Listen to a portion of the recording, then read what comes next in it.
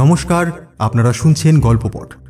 আজকের গল্প প্রেমেন্দ্র মিত্রের লেখা হাসির গল্প ভূপালের কপাল। গল্প পাঠে এবং অন্যান্য চরিত্রে রয়েছে আমি, আদিত্য। তাহলে শুরু হচ্ছে আজকের গল্প ভূপালের কপাল।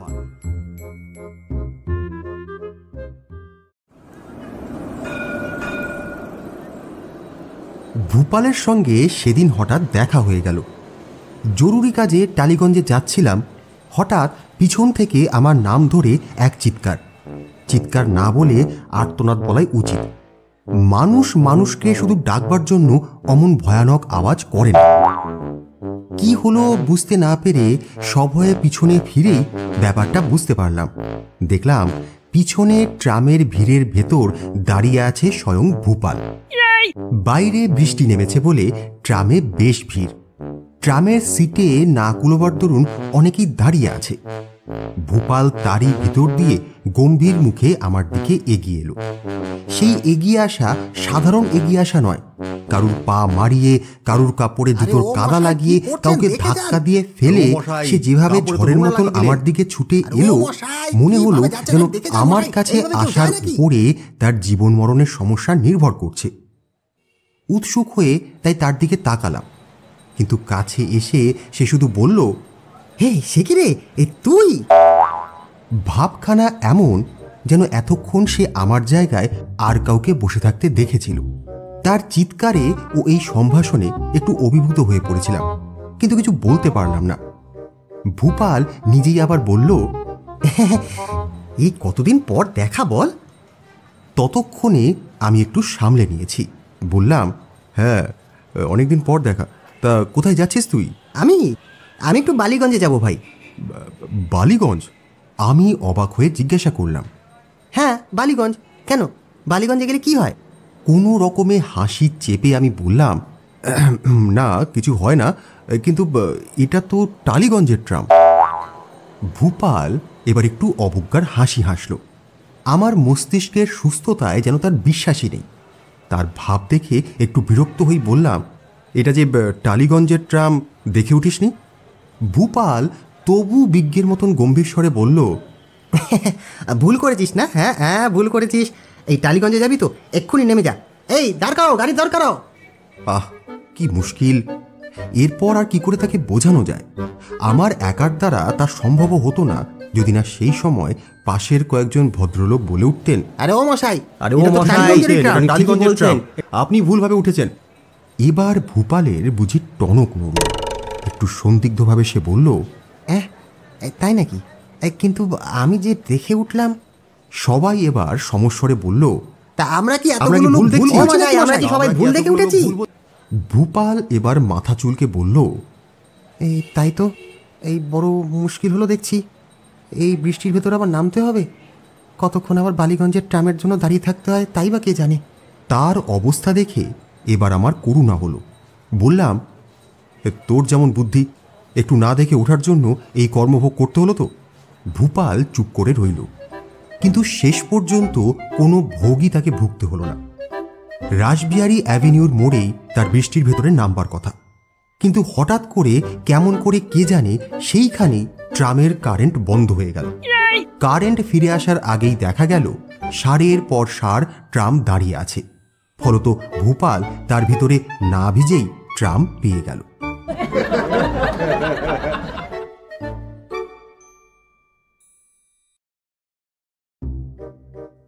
আশা করি তোমরা এবং আপনারা ভূপালকে এর মধ্যেই বেশ ভালো করে চিনে ফেলেছ বা চিনে ফেলেছেন।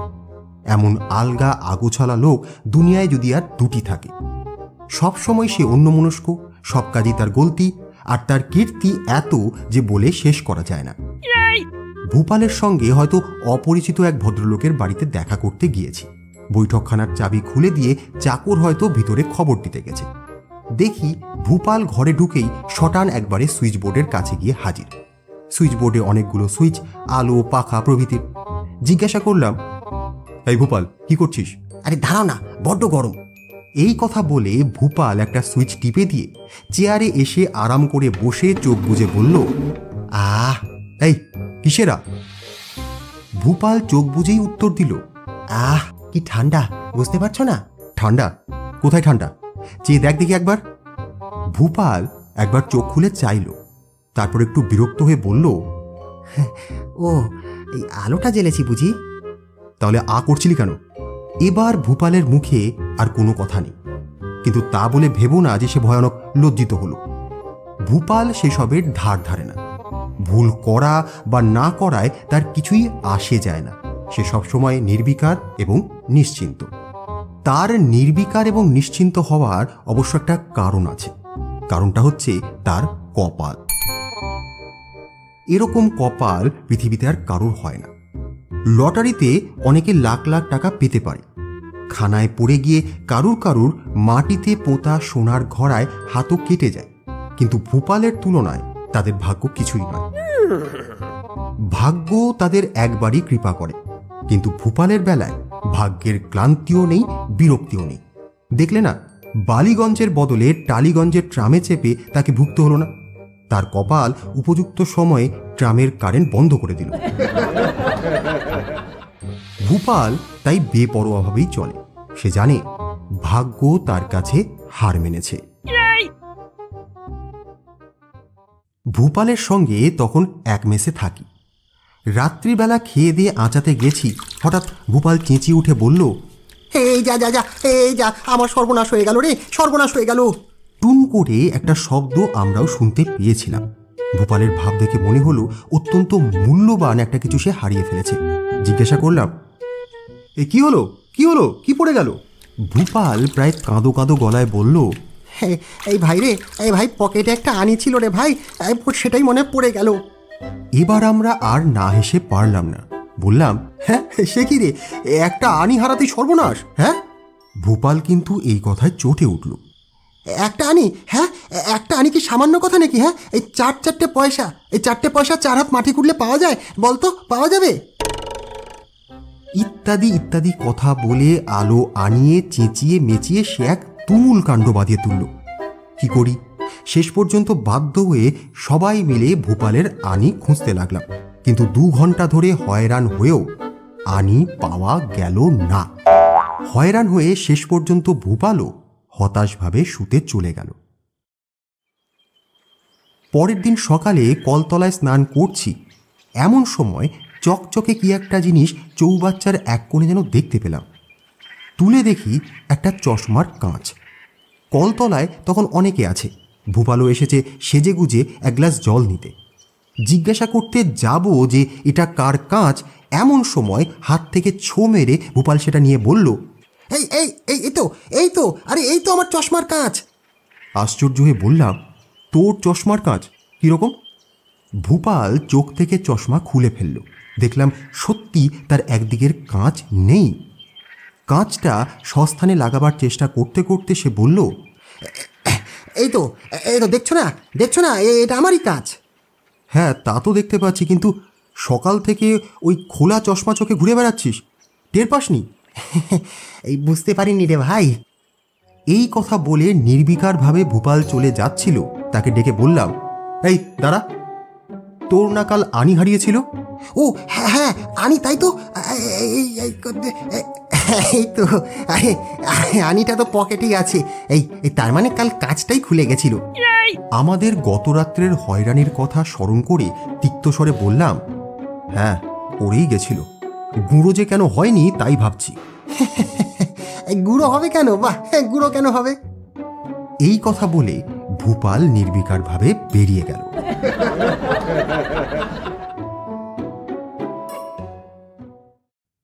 তো এই হেন ভূপালের সঙ্গে এতদিন পরে দেখা। সেদিন ট্রামেই বুঝতে পেরেছিলাম যে ওই সামান্য আলাপে সে সন্তুষ্ট থাকবে না, আবার দেখা করতে সে আসবেই। ভূপালের বন্ধু বৎসলতা বিখ্যাত। কিন্তু ভূপাল যেদিন এলো সেদিন আমি জিনিসপত্র বাঁধাচাঁদা করে বেরোবার জন্য প্রস্তুত হয়ে আছি। বিশেষ একটা কাজে আমায় দিল্লি যেতে হচ্ছে। ভূপাল শুনে অত্যন্ত দুঃখিত হয়ে বলল, তা তোকে ট্রেনে তুলে দিয়ে আসি, খানিকক্ষণ তো কথা কওয়া যাবে। ভূপাল ট্রেনে তুলতে এসে সাহায্যের চেয়ে বিব্রতই বেশি করে তুলবে মনে করে তাকে বাধা দিতে গেলাম, কিন্তু পারলাম না। সত্যি অনেক দিন বাদে দুজনের দেখা হয়েছে। তো সারাটা পথ বেশ ভালোভাবেই এলো। প্ল্যাটফর্ম টিকিট কিনে আমায় ট্রেনের কামরা পর্যন্ত এগিয়ে দিল। কোনো রকম গোলমাল হলো না। এর মধ্যে শুধু একটা জায়গায় হোঁচট খেয়ে তার জুতোর হিলের খানিকটা উঠে গেছিল। তার জন্য সে নিজে একটু খুঁড়িয়েছে আর পেরেক ওঠা জুতোয় স্টেশনের মোলায়েম প্ল্যাটফর্ম একটু ক্ষতবিক্ষত করেছে। তো যাই হোক, সেটা আমার দায় নয়। আমার মনে হচ্ছিল ভূপালের সঙ্গে যাবার ফাঁড়াটা বুঝি নির্বিঘ্নেই কেটে গেছে। কিন্তু হায়, হঠাৎ ভূপালের খেয়াল হলো সেও দিল্লি যাবে। ট্রেনের কামরায় আমার সঙ্গে বসে থাকতে থাকতে হঠাৎ সে বলল, এই ভাই, এই বেশ লাগছে কিন্তু। হ্যাঁ, বলছি কি, এই চ না, এই তোর সঙ্গে দিল্লি যাই। শুনে তো আমি অবাক। আরে বাবা, এটা দিল্লি, এটা চুঁচুড়ো কি শ্রীরামপুর নয় যে গেলেই হলো। বললাম, দিল্লি যাবি? তোর মাথা ঠিক আছে? কোথায় থাকবি? কেন, বড় মামা আছে তো, এই দিন কয়েক থেকেই আসি না, এই চ। এই বলে ভূপাল উঠে পড়ল। কি হলো, উঠছিস কেন? বা টিকিট করতে হবে না? এই এই তোর কাছে টাকা আছে? টাকা আমার কাছে ছিল, তবু ভূপালেরই আজগুবি খেয়ালে বাধা দেওয়ার খানিকটা চেষ্টা আমি করলাম, কিন্তু ফল কিচ্ছুটি হলো না। খানিক বাদে আমার কাছ থেকে টাকা নিয়ে ভূপাল ছেঁড়া জুতো নিয়ে খোঁড়াতে খোঁড়াতে দিল্লির টিকিট কাটতে বেরিয়ে গেল।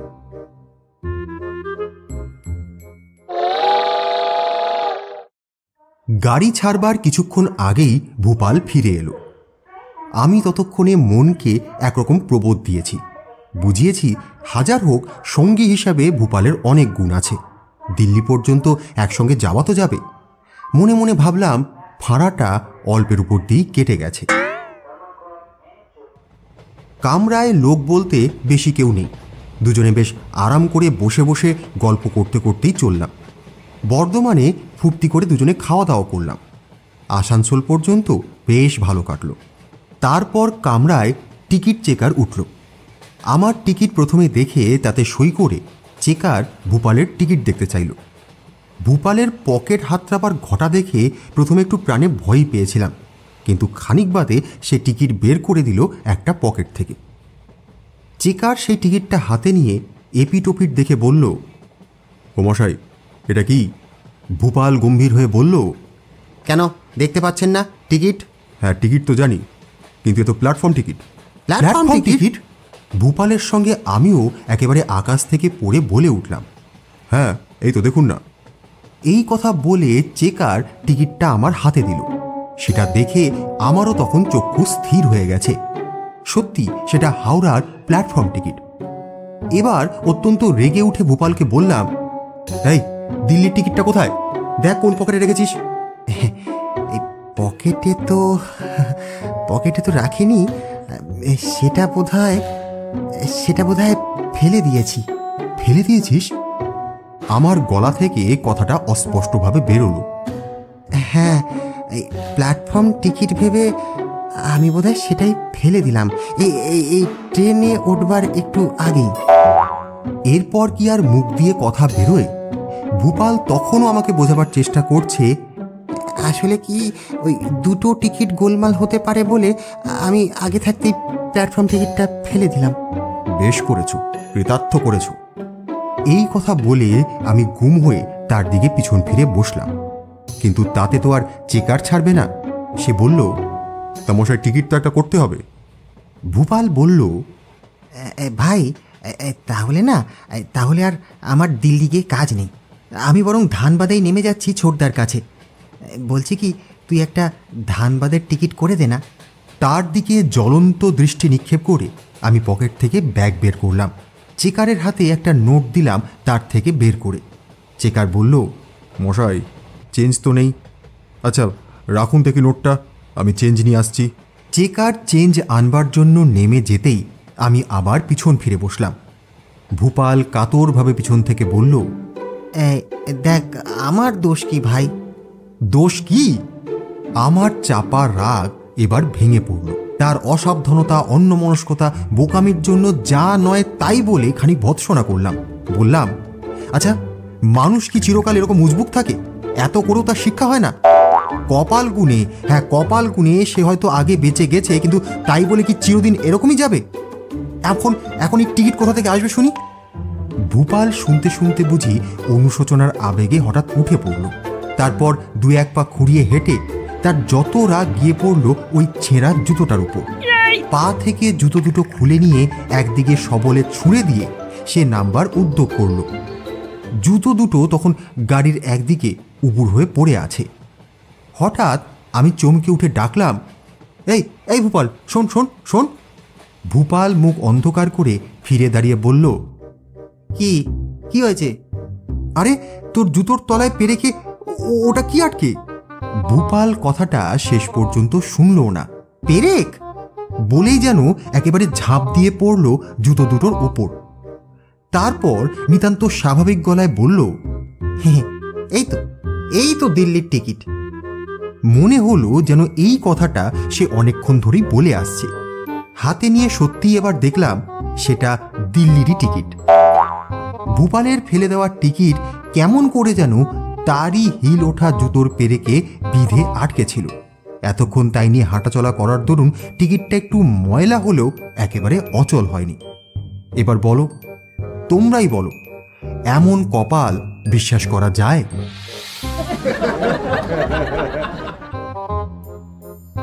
কেমন লাগলো আজকের গল্প কমেন্ট করে জানাতে ভুলবেন না। ভালো লাগলে লাইক করুন, শেয়ার করুন এবং চ্যানেলটিকে অবশ্যই সাবস্ক্রাইব করে দেবেন। খুব শিগগিরই দেখা হচ্ছে পরবর্তী গল্প নিয়ে। ততক্ষণ শুনতে থাকুন, সঙ্গে থাকুন গল্পপট।